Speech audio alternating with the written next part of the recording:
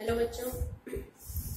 इससे पहले हमने देखा था अपना ओम का नियम। ओम के नियम का हमने क्या देखा था, प्रूफ देखा था कि ओम के नियम को कैसे प्रूव किया जाता है। इससे पहले जो हमने सूत्र निकाला था उससे अब हमें देखना है कि सदिश रूप में ओम का नियम, कि सदिश रूप में ओम के नियम को हम किस प्रकार व्यक्त कर सकते हैं। छोटा सा टॉपिक है ये, इससे कभी कोई क्वेश्चन आ भी जाता है या सीधा एक आधे नंबर में पूछ लेते हैं कि सदिश रूप में ओम के नियम को व्यक्त कीजिए। तो सदिश रूप में ओम के नियम को देखो बच्चों कैसे व्यक्त कर सकते हैं हम। सदिश ओम का नियम क्या था हमारे पास, V is equals to I R. Ohm का नियम के अनुसार V इज इक्वल्स टू क्या है, आई आर है। अब यहाँ से सीधा आपको पहले बताते हैं सदिश रूप है क्या इसका, ताकि हम उसी प्रकार से इसकी वैल्यू निकालें। सदिश रूप में देखो हम क्या करते हैं, V जो होता है वो इजी रिप्लेस हो जाता है, I जो होता है वो J से हो जाता है और R जो होता है वो रो से रिप्लेस हो जाता है। ये हमारे पास जो वैल्यू आती है वो क्या आती है, E is equals to J rho. Value क्या आती है, E is equals to J rho, जो कि क्या है हमारा सदिश रूप में ओम के नियम का मान। इस सदिश रूप में ओम के नियम को कैसे व्यक्त किया जा सकता है, क्योंकि V भी क्या है यहाँ पे एक अदिश राशि है, I भी क्या है यहाँ पे अदिश राशि है, स्केलर क्वांटिटी है। तो अब यहाँ पर हमें सदिश रूप में इसे व्यक्त करने के लिए V को तो हम किस में चेंज कर देते हैं, E में, I को किस में चेंज कर देते हैं, J में। धारा घनत्व भी की एक सदिश राशि है और रो R की जगह हमारे पास जो कांस्टेंट है वो क्या ले लेते हैं, प्रतिरोधकता रो ले लिया जाता है। तो इसको कैसे निकाल सकते हैं, वही सूत्र जो आप बहुत बार पढ़ चुके हो वैल्यू, वहीं से सीधा हमें सूत्र यूज में लेना है, that I is equals to V naught. क्या था हमारे पास सूत्र, I is equals to V naught. ये जो सूत्र था यही से स्टार्ट करना है। अगर आपको बीच में से किसी को याद नहीं आ रहा सूत्र, बीच में से कहीं से लेना, तो ये तो याद रहेगा आप सभी को क्या इज इक्वल्स टू क्या है, आप आपको बता चुके हैं। तो यहाँ से अपने आप निकाल लो मान, VD की वैल्यू निकाल लो यहाँ से। VD की वैल्यू क्या थी यहाँ से, VD is equals to F is equals to E upon M tau, और E की वैल्यू रखी थी हमने E is equals to V upon L tau. ठीक है, यहाँ ऐसे तो निकाल सकते हो। VD की वैल्यू तो सभी को ध्यान है, VD इज इक्वल्स टू क्या था, F अपॉन M टॉ। ठीक है, F की जगह क्या है, E upon M tau. VD E की जगह हमने V अपॉन L रखी value, VD is equals to EV upon L M tau. ठीक है, ये वैल्यू रख दें यहाँ पे। VD की वैल्यू क्या है, EV upon ML tau ENA is equals to I। ठीक है, या I is equals to EV, या I is equals to V E square N tau A upon ML। ठीक है बच्चों, अब यहाँ से हमें किसकी वैल्यू निकालनी है, V अपॉन I की वैल्यू निकालनी है। ठीक है, तो इसे V अपॉन I के फॉर्म में रखते हैं हम। ठीक है, तो V अपॉन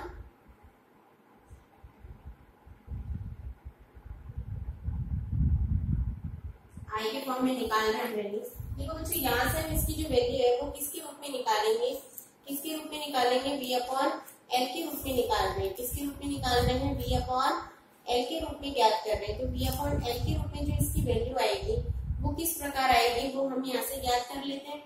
ठीक है, तो उसके लिए हमें देखो मान क्या निकालना है, ओम के नियम के अनुसार V अपॉन I किसके बराबर होता है, R के बराबर है। V अपॉन I किसके बराबर होता है, R के बराबर होता है। ठीक है, लेकिन R तो हमें लिखना नहीं, यहाँ पे R किससे रिप्लेस हो रहा है, रो से रिप्लेस हो रहा है। तो इसकी जगह हम देखो बच्चा, अगर हम क्या लिख लें यहाँ पे, V अपॉन L, ठीक है, और I अपॉन A, इसको इस तरह से लिखे तो हमारे पास V अपॉन L को तो एक जगह रख लो, V अपॉन L को हमने क्या करा, एक जगह रखा, और बाकी सारे टर्म एक जगह ले आए हम, M I upon NE square tau A। V upon L एक जगह रखा और बाकी सारे टर्म क्या हो गए, एक जगह एक तरफ लेकर आ गए। तो V अपॉन L तो किसके बराबर है, V upon L is equals to क्या है, E वेक्टर के बराबर है। और I अपॉन ए क्या है यहाँ पे, धारा घनत्व J है। तो V अपॉन L को तो हमने क्या रख दिया, E, और M upon n e square tau, I upon A क्या हो गया हमारे पास, J हो गया। और आप ये पढ़ चुके हो कि M upon n e square tau किसके बराबर होता है, प्रतिरोधकता रो के बराबर होता है, ठीक है। और जहां rho is equals to m upon n e square tau प्रतिरोधकता के बराबर है, तो हमारे पास यहाँ पे इसकी वैल्यू क्या आ गई, that E vector is equals to rho J vector के इक्विवेलेंट होता है। That E is equals to, E vector is equals to rho J vector के इक्विवेलेंट, जो कि क्या कहलाता है, इसका सदिश रूप या वेक्टर फॉर्म कहलाता है। क्या कहलाता है इसका, ओम्स लॉ का वेक्टर फॉर्म या सदिश रूप कहलाता है बच्चों, ठीक है। छोटा सा ये मान था, हर जगह आपकी देखो, आपने देखा होगा कोई भी आप डेरिवेशन कर रहे हो तो हर जगह यही चीज यूज में ली जा रही है। तो ये मान को आपको याद रखना अच्छे से कि बीडी की क्या वैल्यू है, आई की क्या वैल्यू है, आई की वैल्यू हमने रखी, यहाँ से बीडी की वैल्यू रखी, V अपॉन एल और I अपॉन ए को ये वैल्यूज रखी और मान निकाल लिया। तो ये क्या कहलाता है, इसका सदिश रूप। सीधा आपसे पूछा जाएगा कि ओम के नियम का सदिश रूप क्या होता है, तो ओम के नियम का सदिश रूप क्या होता है बच्चों, E is equals to rho जे, ठीक है। अब इसको हम इस तरह से भी लिख सकते हैं, क्योंकि यहाँ पे एक टर्म और आप पढ़ोगे आगे चल के, सिग्मा इज इक्वल्स टू क्या होता है, 1 अपॉन रो, ठीक है। मतलब प्रतिरोधकता का व्युत्क्रम, प्रतिरोधकता का व्युत्क्रम क्या कहलाता है हमारा, प्रतिरोधकता का उल्टा क्या होगा, एक प्रतिरोधकता तो क्या है, रोकने की कितनी रोकने की क्षमता है, उस रोकने की क्षमता का अगर उल्टा कर दिया जाए, इन्वर्स कर दिया जाए, तो वो क्या कहलाता है, उसकी चालकता कहलाता है। क्या कहलाता है, उसकी चालकता। और चालकता को किसके द्वारा व्यक्त किया जाता है बच्चों, सिग्मा के द्वारा। अर्थात चालकता क्या है, प्रतिरोधकता का व्युत्क्रम ही क्या कहलाता है, चालकता कहलाता है। चालकता को किसके द्वारा व्यक्त करते हैं हम, सिग्मा से व्यक्त करते हैं। तो इसको इस तरह से भी निकाल सकते हैं, that J is equals to E vector upon rho, और J इज इक्वल्स टू क्या आ जाएगा हमारे पास, ई सिग्मा, या J इज इक्वल्स टू क्या होता है, ई सिग्मा के बराबर होता है। तो यहाँ से सूत्र और हमारे पास आ गया, that J is equals to E sigma और E is equals to rho J के इक्विवेलेंट होता है। तो ये भी इसकी वेक्टर फॉर्म है, ये भी इसकी वेक्टर फॉर्म, ये तो प्रतिरोधकता के रूप में हो गई, ये चालकता के रूप में हो गई, ठीक है। तो इसी तरह से बच्चों हमने क्या बताया था कि कुछ ऐसे पदार्थ होते हैं जो क्या कहलाते हैं, जो ओम के नियम का पालन करते हैं, तो वो तो ओमीय पदार्थ है, ओमीय चालक कहलाते हैं, और या जो पालन नहीं करते हैं वो अनओमीय चालक कहलाते हैं। अब जो ओमीय पदार्थ है उनके लिए तो हमने जो ग्राफ बनाया था, हमारे पास ग्राफ कैसे आया था बच्चों, ग्राफ कैसा आ रहा था हमारे पास, एकदम स्ट्रेट लाइन आई थी, बी और आई के बीच में वक्र खींचने पर ग्राफ कैसा आया था हमारे पास, स्ट्रेट लाइन। लेकिन अगर कोई अनओमीय पदार्थ है, कैसा पदार्थ है,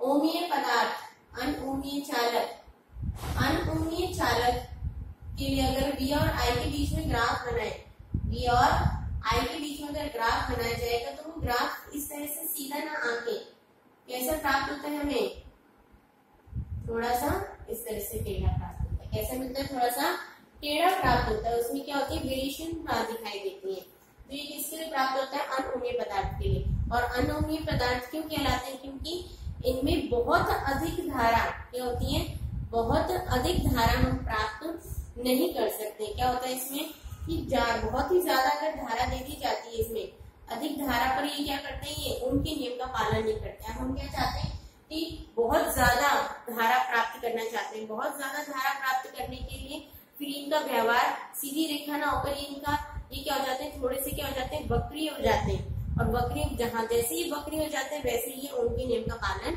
नहीं करते। इट मीन्स जब अगर हमें बहुत अधिक धारा प्राप्त करनी होती है तो उसके लिए हमारे पास ओमीय चालक धीरे धीरे अनओमीय चालक में परिवर्तित हो जाते हैं, क्योंकि वो ओम के नियम का पालन नहीं करते। तो सबसे इम्पोर्टेंट चीज यहाँ पे क्या है कि बहुत अधिक धारा के लिए, बहुत अधिक धारा पर ओम के नियम का पालन नहीं होता है। बहुत अधिक धारा पर क्या होता है, ओम के नियम का पालन नहीं होता है।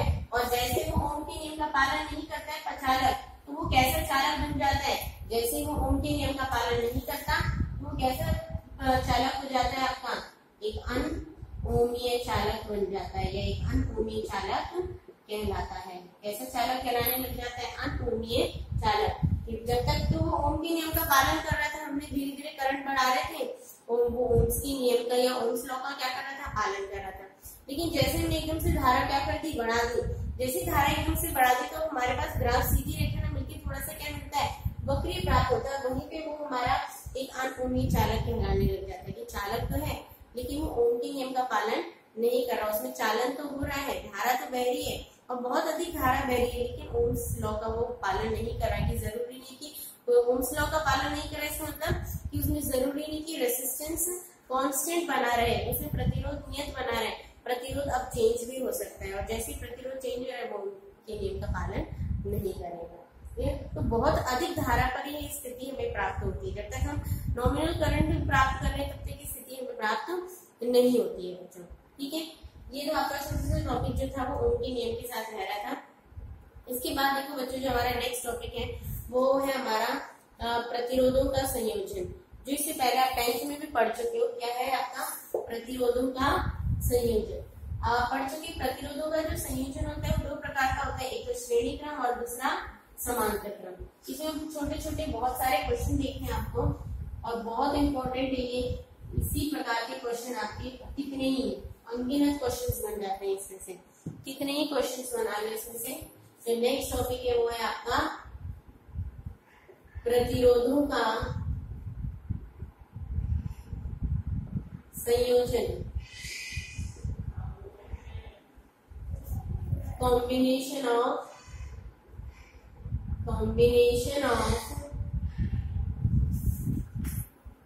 रेसिस्टर्स। ठीक है, प्रतिरोधों का संयोजन या कॉम्बिनेशन ऑफ रेसिस्टर्स। तो प्रतिरोधों का संयोजन या कॉम्बिनेशन ऑफ रेसिस्टर्स से देखो बच्चों क्या तात्पर्य है। अब इसमें हम कितने तरह के कॉम्बिनेशन देखते हैं। या तो हम प्रतिरोधों को श्रेणी क्रम में लगा देते हैं कि हमने एक तार लिया, एक तार में यहाँ एक प्रतिरोध लगाया, यहाँ एक प्रतिरोध लगाया, यहाँ प्रतिरोध, श्रेणी क्रम में जोड़ दिया। या हमने क्या करा, एक प्रतिरोध यहाँ लगाया, एक यहाँ लगाया, एक यहाँ लगाया, और उनको इस तरह से जोड़ दिया। तो इस तरह से 2 तरीके से, एक समांतर क्रम में और एक श्रेणी क्रम में हम प्रतिरोधों को क्या कर सकते हैं, संयोजित कर सकते हैं। अब इन संयोजित प्रतिरोधों में हम किस प्रकार से धारा बह रही है, कितनी धारा बह रही है, विभव पतन कितना होता है। विभव पतन देखो बच्चों, आप पढ़ के आ चुके हैं। विभव पतन क्या होता है कि जब भी कोई, आप पढ़ चुके हैं वर्ड, विभव पतन, पोटेंशियल ड्रॉप। देखिए मैं आपको ऐसे बोल सकती हूँ, पोटेंशियल ड्रॉप। क्या होता है पोटेंशियल ड्रॉप, कि जब आपने एक तार लिया और तार के बीच आपने एक प्रतिरोध लगा दिया, आर प्रतिरोध, इस यहाँ से लेकर यहाँ तक, इसका जो, अब यहाँ पर हमने क्या करी, आई धारा बह रही है। जब इसमें आई धारा बहती है तो ये आर क्या करेगा, प्रतिरोध क्या करेगा, इस आई धारा को आगे बहने से क्या करेगा, रोकेगा। धारा को बहने से जब ये रोक रहा है तो ये जितना भी इसका पोटेंशियल होता है, जब कोई हम क्या करते हैं, जैसे हम भागना स्टार्ट करते हैं, जितना भी हमारा पोटेंशियल था वो पहले बहुत ज्यादा था, जैसे जैसे भागते जा रहे हमारा पोटेंशियल क्या हो गया, कम होता गया। क्योंकि एनर्जी क्या कर रही है, उस पोटेंशियल को क्या कर रही है, कम करती। जितनी ज्यादा एनर्जी यूज हो रही है हमारी, उतने हमारा पोटेंशियल कम होता जा रहा है। ठीक है, इट मीन्स कि यहाँ पर भी वही काम हो रहा है। जब जैसे जैसे धारा आगे की ओर बढ़ती जा रही है, यहाँ पे जो प्रतिरोध आर लगा हुआ है, वो उसका जो पोटेंशियल होता है, विभव होता है, उसको क्या करने लग जाता है, एक तरह से बोल सकते हैं, उस विभव को क्या करता है, वो पीता जाता है, कि वो उसको कम करता जाता है, उसे गिराता रहता है, कम करता है। तो इसलिए उसकी वैल्यू में क्या हो जाती है, कमी आती है। जब धारा एक जगह से दूसरी जगह बहती है, प्रतिरोध में से होकर गुजर रही है, तो उसके मध्य जो उसका पोटेंशियल है, विभवांतर है, उस विभवांतर के मध्य उसका जो पोटेंशियल होता है वो क्या हो जाता है, प्रतिरोध में से होकर गुजरने पर धारा का जो पोटेंशियल होता है वो धीरे धीरे क्या हो जाता है, कम हो जाता है। कौन कम कर रहा है, प्रतिरोध क्या कर रहा है, उसे धीरे धीरे क्या कर रहा है, जैसे जैसे उसमें से धारा बह रही है उसको पीता जाता है, तो उसका प्रतिरोध क्या हो जाता है, उसका पतन होने लग जाता है। जैसे जैसे लास्ट तक पहुंचेगा उसके विभव में क्या हो रहा है, पतन होता जाता है। ठीक है, तो किसी का पतन क्यों होता है कि कोई किसी को आप जितना उसको दबाते जाओगे किसी को भी, उतना उसका पतन होता जाएगा। तो उसको रोकने का, दबाने का काम कौन कर रहा है, आर कर रहा है। ये तो यहाँ पर क्या हो गया, उसका पोटेंशियल ड्रॉप हो गया, विभव पतन हो गया। क्लियर। तो अब यहाँ पर हमें दो तरीके की क्या पढ़ने हैं, यहाँ पे कॉम्बिनेशन पढ़ने। पहला कॉम्बिनेशन क्या हमारा, श्रेणी क्रम संयोजन। पहला क्या देखें, और ये बच्चों पढ़ के आ चुके, एक बार दोबारा बस रिपीट कर रहे हैं हम। श्रेणी क्रम संयोजन। श्रेणी क्रम संयोजन में देखो बच्चों क्या होता है, श्रेणी क्रम संयोजन वह संयोजन होता है जिसमें कि आपके प्रतिरोध कैसे लगे हैं, श्रेणी क्रम में लगे हैं। यहाँ बैटरी से हमने क्या कर दिया, इनको जोड़ दिया, V volt, R1 R2 R2, ठीक है बच्चों, ये मुझे दे रखा है। अब यहाँ पर ये जो तीन प्रतिरोध है जिनको कि हमने किस में लगाया, श्रेणी क्रम में लगाया, इसको बैटरी B से हमने क्या कर दिया, जोड़ दिया। अब बैटरी B से जोड़ दिया तो सबसे पहली चीज हमें देखना है कि यहाँ पर धारा कितनी बह रही है। यहाँ से बैटरी से जैसे जोड़ा था, इसमें से I धारा क्या हो रही है, इस पूरी ब्रांच में क्या हो रही है, इस पूरी शाखा में क्या हो रही है, बह रही है, ठीक है। इस पूरे वायर में हमने वायर को इस तरह से लिया और मोड़ दिया, तो उस वायर में यहाँ पे हमने जैसे बैटरी लगाई तो इतनी धारा इस सब में ढके क्या हो रही है, बह रही है। अब क्योंकि क्या है, जैसे हम क्या करते हैं, हमने एक जैसे एक नाली सी बनाई, उसमें जैसे हम पानी छोड़ देंगे तो पानी जब तक एक ही उसको जगह मिलेगी जाने की, नाली जब तक एक ही रहेगी तब तक पानी उसी में बहेगा। जो धारा होती है वो एक तरीके से पानी की तरह हम इसको देख सकते हैं, उसका जो बहाव होता है, जब तक उसको एक ही नाली में पानी बह रहा है तो वो उसी में क्या करेगा, बहता जाएगा। जैसे आपने अपनी जो नाली को किसमें कर दिया, दो भागों में डिवाइड कर दिया। अब दो भागों में जैसे डिवाइड करेंगे तो पानी भी आपका दो भागों में क्या हो गया, डिवाइड हो गया। अब लेकिन यहाँ पे हम क्या देख रहे हैं कि तार अभी तक क्या है, एक ही है, तार को हमने क्या करा, डिवाइड नहीं करा। अब तार एक ही है तो धारा भी क्या रहेगी, यहाँ से लेकर यहाँ तक एक ही बहेगी। इट मीन्स R1 में भी I धारा बह रही है, R2 में भी I धारा बह रही है, R3 में भी क्या हो रही है, I धारा बह रही है। हमने उस वायर को किसी और वायर से जोड़ा नहीं है, उसको शाखाओं में क्या करा, विभक्त नहीं करा। जब तक शाखाओं में विभक्त नहीं करेंगे जब तक धारा I ही बहती रहेगी। जैसे हमने उसको डिवाइड कर दिया तो पानी भी क्या हो गया, डिवाइड हो जाएगा, धारा भी क्या हो जाएगी, डिवाइड हो जाएगी। तो यहाँ पे हमने कोई और तार नहीं लिए, तार को अलग अलग ब्रांचेस नहीं बनाई है। जैसे हम ब्रांचेस बनाएंगे हम क्या करते हैं, यहाँ से नीचे से पानी आता है, रूट्स होती है, पेड़ है, ये उसकी शाखा है, ये उसकी शाखा है। अब जहाँ से यहाँ तक तो पानी यहाँ तक है, अंदर से रूट से जितना, और फिर उसके बाद जो इसकी ब्रांचेस है उनमें पानी इस तरह से क्या हो गया, डिवाइड हो गया। तो जब तक वो यहाँ तक क्या था, एक ही तरह था, तब तक यहीं पे बह रहा था। जैसे वो उसकी अलग अलग ब्रांचेस हो गई तो पानी भी क्या हो गया, डिवाइड हो गया, ठीक है। वही सेम चीजें हैं, जब तक यहाँ पर हमने एक ही तार ले रखा है, उसे डिवाइड नहीं किया है सब तार में, तब तक वो धारा एक ही बह रही है उसमें, क्लियर। तो धारा पहली तो इसमें चीज क्लियर हो गई हमारे पास। सीरीज कॉम्बिनेशन में क्या होता है, धारा I समान बनी रहती है। सबसे इंपॉर्टेंट चीज ये चीज ध्यान रखने की है कि धारा I क्या रहती है, संपूर्ण सर्किट में, पूरे सर्किट में क्या बनी रहती है, समान बनी रहती है, ठीक है। अब दूसरा कि यहाँ से लेकर यहाँ तक इसका विभवांतर क्या है, यहाँ से लेकर यहाँ तक तो क्या है, सेम है, जितना यहाँ पर है उतना यहाँ पे ये V है, यहाँ पे 0 है। तो क्या इस R1 का भी वही विभवांतर होगा, इसका भी वही होगा, इसका भी वही होगा क्या?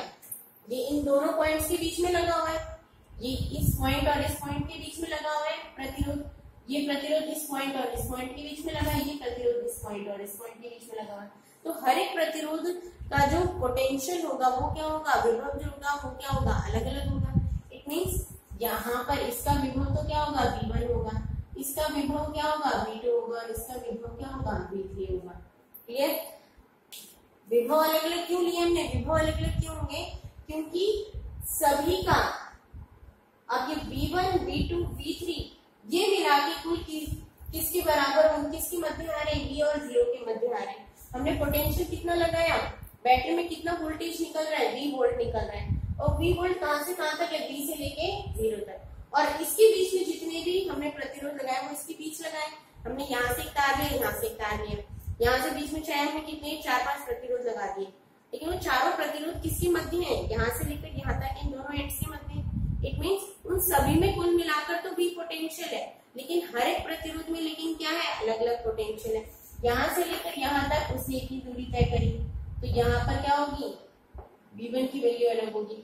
यहाँ से लेकर यहाँ तक इसका पोटेंशियल क्या होगा, अलग होगा, क्योंकि यहाँ से लेकर यहाँ तक इसकी दूरी अलग है। यहाँ से लेकर यहाँ तक इसकी दूरी क्या होगी, अलग होगी। परंतु लेकिन धारा क्योंकि शाखा में डिवाइड नहीं रहती, धारा क्या बनी रहती है, सेम बनी रहती है। तो दूसरी चीज हमारे पास क्या है कि V क्या रहता है, V समान बना रहता है। V क्या बना रहता है, समान बना रहता है। ये दो चीज इंपॉर्टेंट है, ध्यान रखें। सीरीज कॉम्बिनेशन में धारा I तो क्या रहती है, सीरीज कॉम्बिनेशन में धारा I तो क्या रहती है, सभी प्रतिरोधों में समान होती है, और V क्या होता है, समान बना नहीं रहता है। सॉरी, V समान ऐसे लिख लेना, प्रत्येक प्रतिरोध में, प्रत्येक प्रतिरोध में V समान बना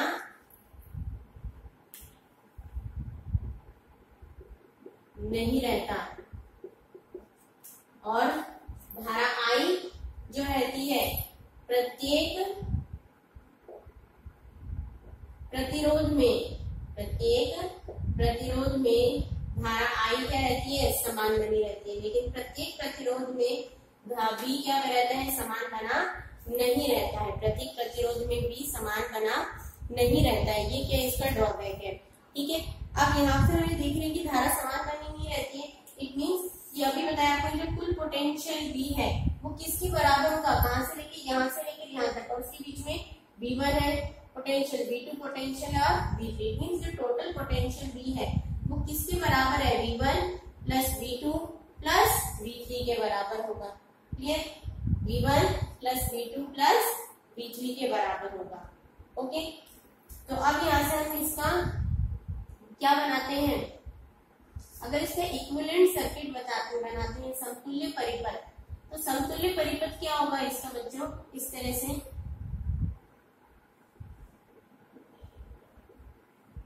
यहाँ धारा V होगी, यहाँ पे इक्विवेलेंट रेजिस्टेंस या रेजिस्टेंस क्या हो गया, RS हो गया, इसे I धारा कहेंगे, यही तो होगा। क्लियर, तो यहाँ पर ये जो V तो होगा, ये तुम I ओम का नियम लगाएंगे तो V इज इक्वल्स टू क्या हो जाएगा, V is equals to IRS, V is equals to क्या होगा, IRS। V1 की वैल्यू किसके बराबर होगी, धारा तो I रह रही है, V1 is equals to IR1, V2 is equals to IR2, V3 equals to IR3। I common है, दोनों तरफ से I क्या हो गया, कैंसिल हो गया, तो RS इज इक्वल्स टू क्या हो गया, R1 plus R2 plus R3 के बराबर। R1 plus R2 plus R3 की क्या आ जाएगा हमारे पास, बराबर प्राप्त हो जाएगा। इट मीन्स कि R1 प्लस R2 और R3 का जो सीरीज कॉम्बिनेशन है उसके लिए हमारे पास ये मान प्राप्त होता है कि अगर हम R1, R2 और R3 को कंबाइन करें, संयोजित करें, तो उसको हम किस रूप में देख रहे हैं, RS के रूप में देख रहे हैं, और RS की वैल्यू किसकी बराबर होती है, R1 plus R2 plus R3 के बराबर प्राप्त होती है। क्लियर, तो ये क्या होगा, इसका इक्विवेलेंट सर्किट, और ये इस तरह से, ठीक है। ये सारी चीजें आप पढ़ के आ चुके हो। इसके बाद है हमारा पैरेलल कॉम्बिनेशन। इसके बाद क्या देख रहे हैं हम, पैरेलल कॉम्बिनेशन, समांतर संयोजन। समांतर संयोजन में देखो क्या देखेंगे हम कि अब जो प्रतिरोध है वो कैसे संयोजित है, समांतर क्रम में संयोजित है। कैसे क्रम में संयोजित है, समांतर क्रम में, इस तरह से।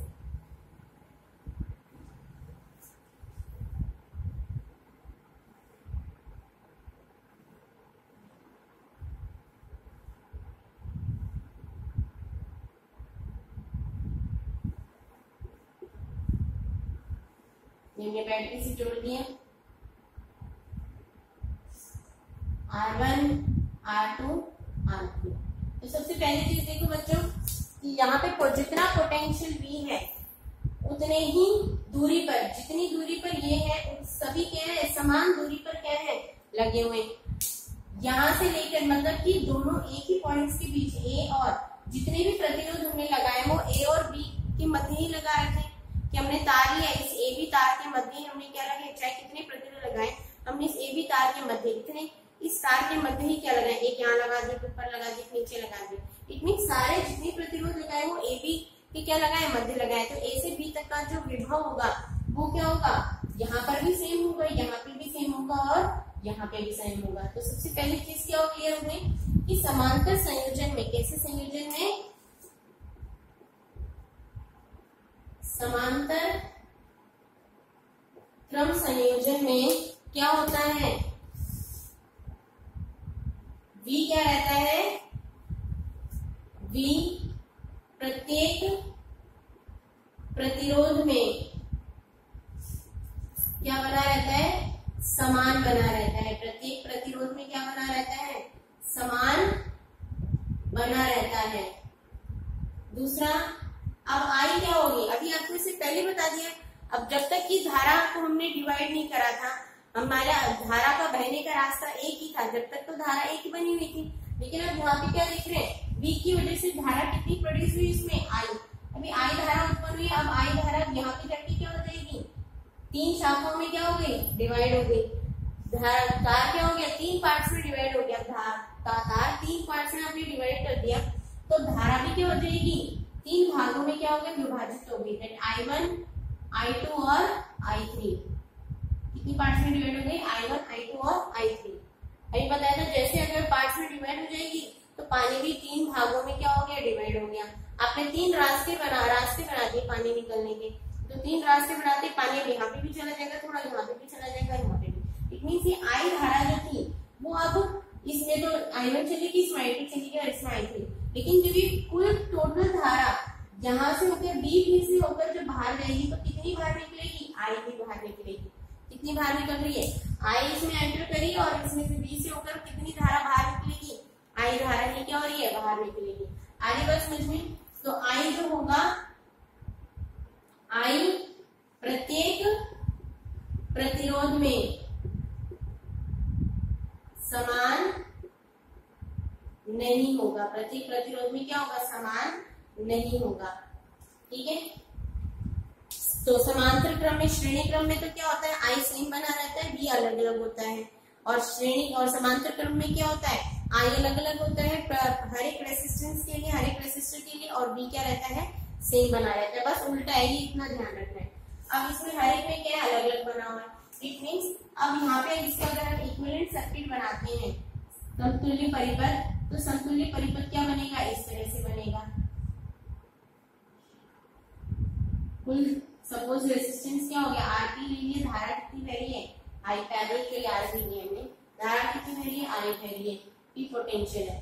तो अब यहाँ पर जो कुल धारा I है वो कितने पार्ट्स में डिवाइड होगी, तीन, I1, I2 और I3। तो कुल धारा I जो है वो किसके बराबर होगी, I1 plus I2 plus I3 की क्या होगी, बराबर होगी। अब यहाँ पे ओम का नियम लगाते हैं, तो ओम के नियम के अनुसार यहाँ पे I इज इक्वल्स टू क्या होगा, V upon RP। I is equals to क्या होगा, V अपॉन RP। तो कुल धारा किसके बराबर होगी, V अपॉन RP के। I1 धारा किसके बराबर होगी, पोटेंशियल सेम है, V अपॉन R1 के। ये किसके बराबर होगा, V अपॉन R2 के।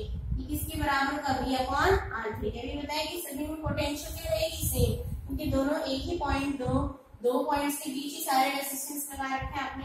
तो V कॉमन नहीं है कि V कैंसिल हो गया, तो हमारे पास क्या आ गया, value 1 upon RP is equals to 1 upon R1 plus 1 upon R2 plus 1 upon R3 की क्या होगा, बराबर होगा। इट मीन्स 1 अपॉन RP की वैल्यू किसके बराबर होगी, 1 upon R1 plus R2 plus R3 के बराबर प्राप्त होती है, व्युत्क्रम के बराबर प्राप्त होती है, अगर समांतर क्रम में लगे। इसी तरह से बच्चों, अगर आपका दो रेसिस्टेंस लगे हुए हैं, दो रेसिस्टेंस कैसे लगे हैं, समांतर क्रम में लगे हैं। कैसे क्रम में लगे हैं, समांतर क्रम में लगे हैं। तो उसके लिए RP का हम डायरेक्ट फॉर्मूला लिख सकते हैं, R1 R2 upon R1 plus R3। ये डायरेक्ट यूज में लिया करो। और इस दो के तो बहुत जगह आते हैं, कभी दो आपके पैरेलल में लगे हुए तो सीधा उसका RP कैसे निकालोगे आप, R1 R2 upon R1 plus R3। R2 की 1 अपॉन RP किसके बराबर होता है, 1 upon R1 plus 1 upon R2 की। और उससे एल्सियम लेके हम डायरेक्ट ऐसे भी लिख सकते हैं। ठीक है, तो दो रेसिस्टेंस के लिए ऐसे लिखना है। एक देखो बच्चों, इसमें एक डायरेक्ट एक ट्रिक है जिसमें कि हम, और वो ट्रिक ओनली किसके लिए, जब हमारे पास बहुत सारे रेसिस्टेंस लगे हैं, वो भी समांतर क्रम के लिए ओनली। जब समांतर क्रम में हमारे पास बहुत सारे रेसिस्टेंस लगा रखे हैं, आपने बहुत सारे प्रतिरोध लगा रखे हैं और सभी प्रतिरोधों का मान क्या है, सेम बना हुआ है, सभी प्रतिरोधों की वैल्यू क्या है, सेम है। तो उसके लिए सूत्र क्या होता है बच्चों, सूत्र क्या लेते हैं हम कि टोटल रेसिस्टेंस आपसे पूछे तो टोटल रेसिस्टेंस के लिए सीधा डायरेक्ट ऐसे फॉर्मूला निकाल सकते हो आप। कैसे निकालोगे, क्या बता रही हूँ आपको, अगर समांतर क्रम में सेम प्रतिरोध लगे हुए हैं, पैरेलल समांतर क्रम में प्रतिरोध समान हो, सारे प्रतिरोध कैसे हो, समान हो, तो कुल प्रतिरोध आरपी किसके बराबर होगा, आर अपॉन एन के क्या होता है, बराबर होता है। वेरी इंपॉर्टेंट फॉर्मूला, इसको डायरेक्ट आप यूज में ले सकते हो। किसके बराबर होता है, आर अपॉन एन, जहां एन क्या है, नंबर ऑफ रेसिस्टर्स, कि यहाँ पे प्रतिरोधों की संख्या, आर तो क्या है प्रतिरोध का मान, क्या है वैल्यू क्या है, और एन क्या है यहाँ पे प्रतिरोधों की संख्या। आगे बात, जैसे आपने ये दे रखा है हमारे पास,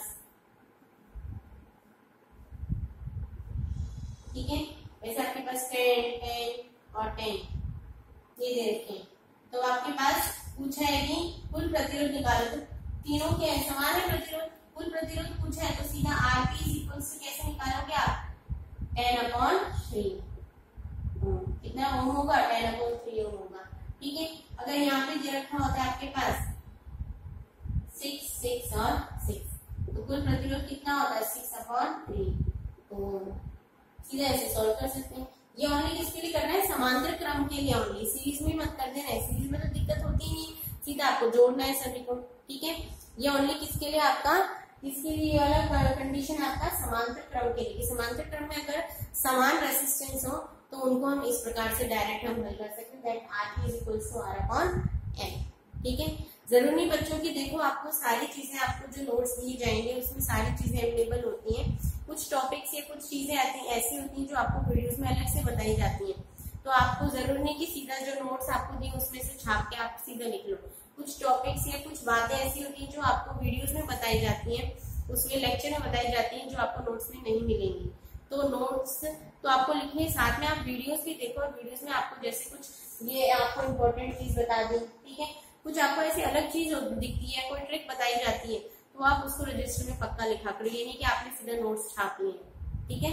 जो अलग से कोई बात बताई जाती है, कोई ट्रिक बताई जाती है आपको, वो लेक्चर से उठा के आपको अपने रजिस्टर में पक्का लिखनी है, ठीक है। ये आपको फायदे की चीज होगी, क्योंकि आप बार बार अपने लेक्चर उठा के